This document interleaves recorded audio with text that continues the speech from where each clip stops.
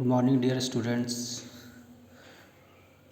हमने पिछले लेक्चर में जहाँ तक पढ़ा उससे आगे हम आज रीड आउट करेंगे।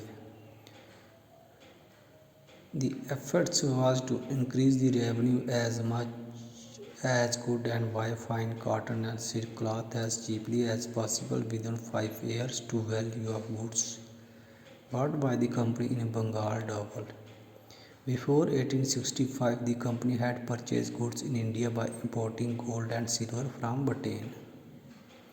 वहाँ से वो इंपोर्ट करते थे गोल्ड और सिल्वर को, और जहाँ से कॉटन वगैरह कुछ भी एक्सपोर्ट कर देते थे। No the revenue collected in Bengal could finance the purchase of goods for exports.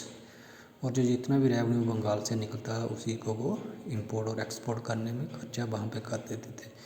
Soon it was clear that the Bengal company was facing a deep crisis। उसकी वजह से वहाँ से हम लोगों को पता चल था कि जो बंगाल ये कंपनी है ये सिर्फ यहाँ पे रेवेन्यू को जनरेट के वापस वहाँ पे ब्रिटिशर्स ले जाएंगे। Artisans were deserting villages since they were being forced to sell their goods to the company at low prices। वहाँ पे जितने भी आर्टिशियंस या जो भी वगैरह बनाते थे उनको फोर्स किया था, जो भी अपना रॉ मटीरियल था उनको लो प्राइस पे ब्रिटिशर्स को सेल करें। Peasants were unable to pay the dues that were being demanded from them. Artisanal production was decline and agriculture cultivation show sign of collapse. वहाँ पे हर किसी जो भी हर तरफ से इनको परेशानी का सामना करना, जैसे कि एग्रीकल्चर हो गया, आर्टिसनल या फिर और कोई जो अपना मैनुअल लेबर के काम करते थे। Then in 1770 a terrible famine killed the 10 million people in Bengal।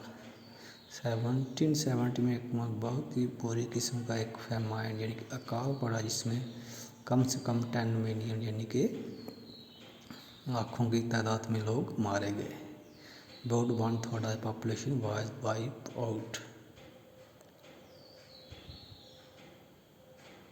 Peasants and artisans from rural areas regularly came to these weekly markets। जो गांव देहाती लोगों से मार्केट में हफ्ते में एक ही बार से sell their goods but and buy what they needed. These market were badly affected during time of economic crisis. उस समय ये जो मार्केट थी पूरी तरह से फेल हो चुकी थी due to the famine in Bengal. The need to improve agriculture. If the economy was in ruins, could the company be certain of its revenue? Most company officials began to feel that investment in land had to be encouraged and agriculture had to be improved. How was this to be done after 2 decades debate in the questions? यानी कि कम से कम 20 साल इस पे debate होने के बावजूद the company finally introduce permanent settlement.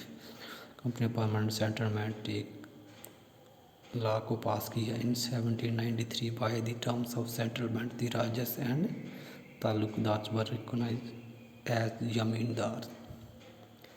They were asked to collect rent from the peasants and pay revenue to the peasant यानी किसानों से वो रेंट वसूला किया करते थे।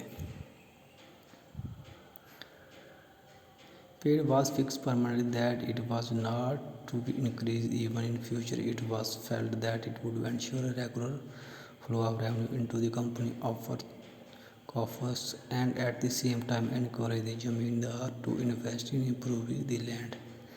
Since the revenue demand of the state would not be increased, the zamindar would benefit from increased production from the land।